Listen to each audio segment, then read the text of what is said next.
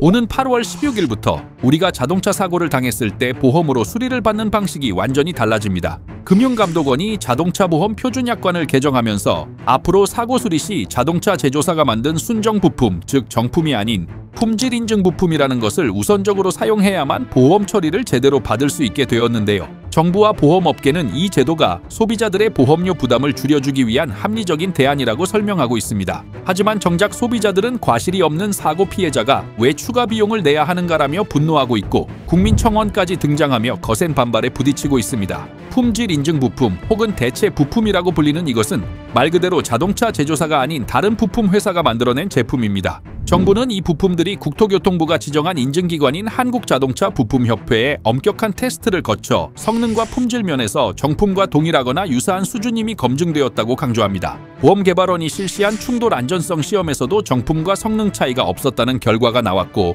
카파 측은 현재까지 누적 판매 6만 5천여 건 중 품질 관련 민원은 단 한 건도 없었다며 안정성을 자신하고 있죠. 하지만 소비자들의 시선은 싸늘하기만 합니다. 가장 큰 이유는 바로 신뢰의 문제입니다. 수십 년간 안전운전의 시작은 정품 부품이라며 정품 사용을 권장해왔던 정부와 업계가 하루아침에 이제부터는 대체 부품도 안전하니 이걸 쓰라고 말을 바꾸는 것을 과연 누가 쉽게 믿을 수 있을까요? 특히 인증을 담당하는 한국자동차부품협회라는 기관의 정체성에 대한 의구심도 커지고 있습니다. 카파는 국가기관이 아닌 민간단체이며 동시에 부품을 제조하고 유통하는 회사들의 이해관계를 대변하는 단체이기도 합니다. 즉, 선수가 심판을 겸하는 구조인 셈이죠. 해외에서는 보통 두세 개의 인증기관이 서로 경쟁하고 감시하는 체계를 갖추고 있는데, 우리나라는 이 단일 민간기관이 인증에 대한 모든 권한을 독점하고 있어 과연 그 인증 기준이 공정하고 투명한지에 대한 우려가 나올 수밖에 없습니다. 품질 자체에 대한 불안감도 여전합니다. 카파 측은 중국산 부품 비율은 1% 수준에 불과하며 이들 또한 OEM 수준의 품질을 갖췄다고 해명했지만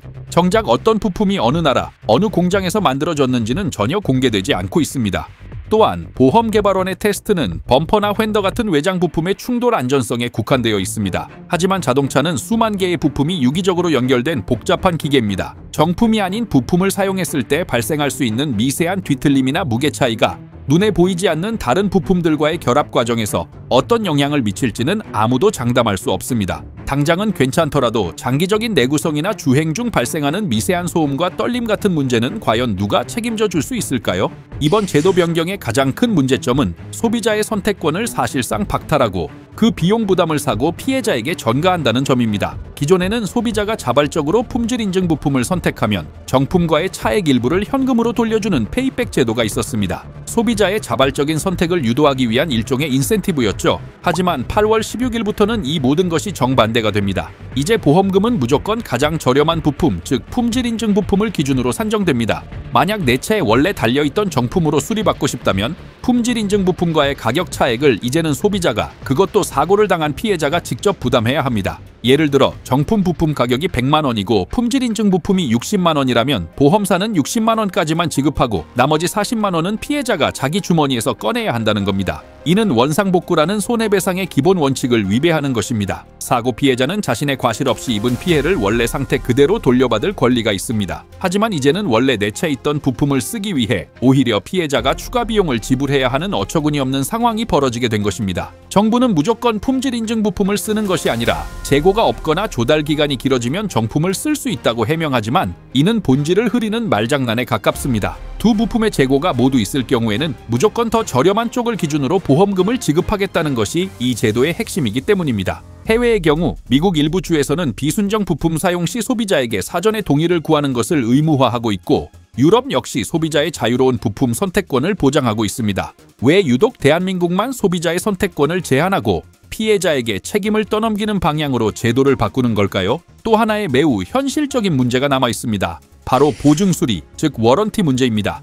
이제 막 출고된 신차나 아직 제조사의 보증 기간이 남아있는 차량이 사고를 당해 품질 인증 부품으로 수리를 받았다고 가정해 봅시다. 그런데 얼마 후 그 부품과 연결된 다른 부분에서 고장이 발생했습니다. 이 경우 과연 자동차 제조사가 무상 보증 수리를 해줄까요? 정답은 아니오입니다. 현대, 기아차를 포함한 대부분의 제조사는 약관의 순정 부품이 아닌 부품으로 교체한 차량에 대해서는 보증 수리를 하지 않는다고 명시하고 있습니다.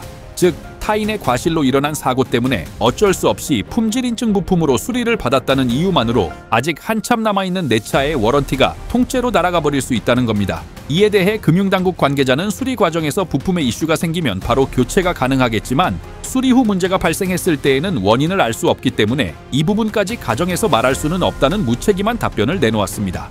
결국 품질 인증 부품을 사용한 뒤 발생하는 모든 잠재적인 문제와 그 책임 소재 입증은 고스란히 소비자 개인의 몫으로 떠넘겨진 셈입니다.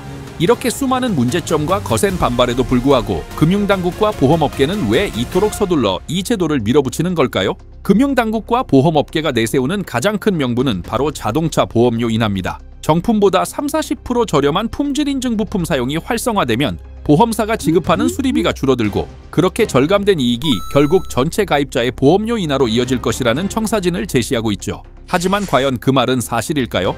결론부터 말하자면 이번 제도 변경으로 우리가 체감할 수 있는 보험료 인하는 사실상 없을 것이라는 게 전문가들의 중론입니다. 보험업계 관계자조차 품질 인증 부품 사용으로 부품 가격이 낮아진다고 해도 보험료에 직접적으로 반영되기까지는 시간을 두고 지켜봐야 한다며 한 발 물러서는 모습을 보이고 있습니다. 그 이유는 간단합니다. 보험사에게 중요한 것은 가입자의 이익이 아니라 자신들의 손해율이기 때문입니다. 현재 대형 손해보험사들의 자동차 보험 손해율은 약 82.5% 수준으로 통상적인 손익분기점인 80%를 넘어서는 적자를 보고 있는 구조입니다. 보험사 입장에서는 품질 인증 부품 사용을 통해 수리비를 절감하더라도 그 이익을 가입자에게 보험료 인하로 돌려주기보다는 먼저 자신들의 적자를 메우고 수익성을 확보하는 데 사용할 가능성이 매우 높습니다. 결국 소비자들은 같은 보험료를 내면서 정품을 사용할 권리만 빼앗기고 부품 선택지만 좁아지는 최악의 상황에 놓이게 되는 것입니다.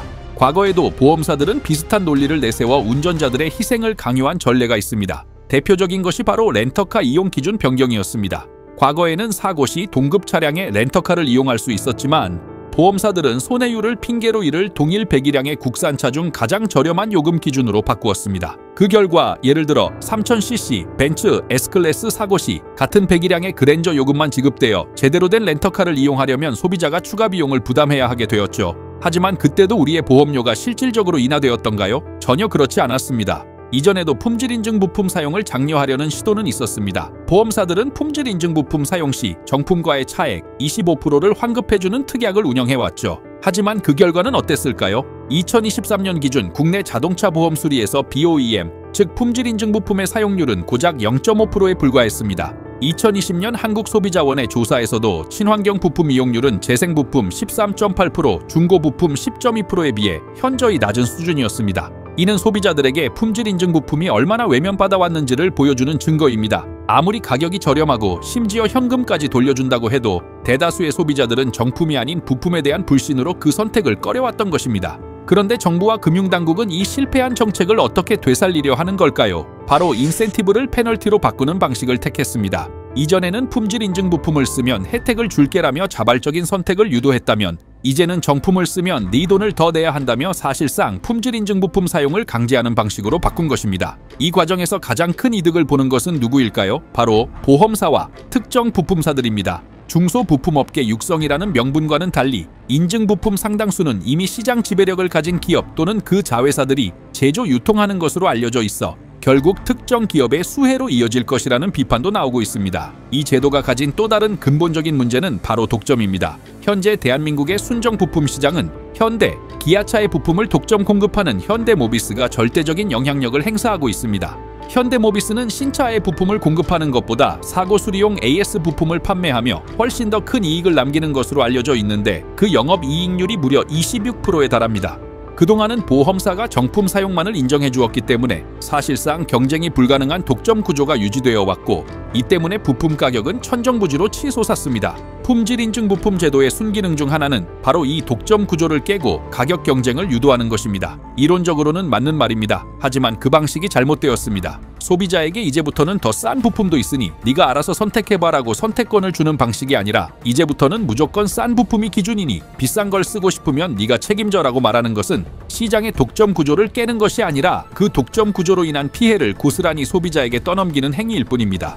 자동차는 단순한 이동수단을 넘어 중요한 개인의 재산입니다. 그리고 그 재산 가치를 결정하는 가장 중요한 요소 중 하나가 바로 사고 이력과 수리 내역이죠. 중고차 시장에서 완전 무사고 차량이 가장 높은 가치를 인정받는 이유는 사고 이력이 없어 차량의 프레임이나 셰시 등 안전과 직결된 부분에 변형이 없고 모든 부품이 출고 당시의 성능을 그대로 유지하고 있다는 신뢰 때문입니다. 그런데 만약 타인의 과실로 인한 사고 때문에 내 의지와는 상관없이 품질 인증 부품, 즉 비순정 부품으로 수리를 받게 된다면 어떻게 될까요? 중고차를 구매하려는 사람 입장에서 정품이 아닌 부품으로 수리된 차량을 과연 같은 가격에 사려고 할까요? 당연히 아닐 겁니다. 성능이 정말 동일하다고 100번 양보하더라도 소비자들의 인식 속에서 비순정 부품은 정품보다 낮은 가치로 평가될 수밖에 없고, 이는 곧 중고차 가격 하락, 즉 실질적인 재산상의 손실로 이어지게 됩니다. 결국 이 제도는 사고 피해자에게 이중의 고통을 안겨주는 구조입니다. 사고를 당한 것도 억울한데 정품으로 원상복구를 하려면 내 돈을 더 내야 하고, 그것이 싫어 품질 인증 부품으로 수리하면 결국 내 차의 가치가 떨어지는 손해까지 감수해야 하는 것입니다.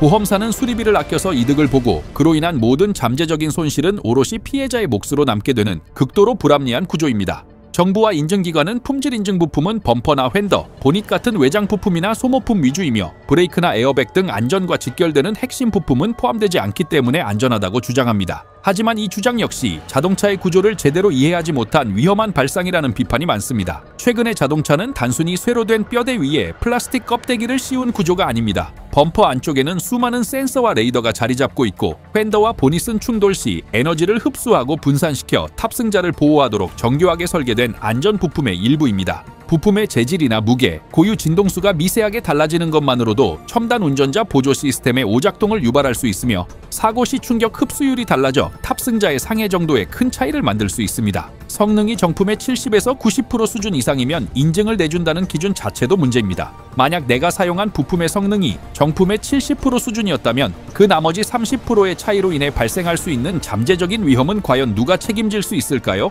결국 외장재는 안전과 무관하다는 주장은 소비자들을 안심시키기 위한 논리일 뿐, 실제 차량의 안전 메커니즘을 고려하지 않은 위험한 주장일 수 있습니다. 이는 사회적 합의를 통해 제도를 개선하려는 노력이 아니라 그저 보험사의 재무제표를 개선해주기 위해 국민 개개인의 권익을 희생시키는 것에 가깝습니다. 이 제도는 과연 누구를 위한 것인가? 국민 대다수가 가입한 의무보험인 자동차 보험이 더 이상 국민의 권익과 안전을 지키는 공공제도가 아니라 특정 기업의 이익을 대변하는 수단으로 전락하고 있는 것은 아닌지 졸속 시행에 앞서 사회적 합의가 먼저 필요해 보입니다.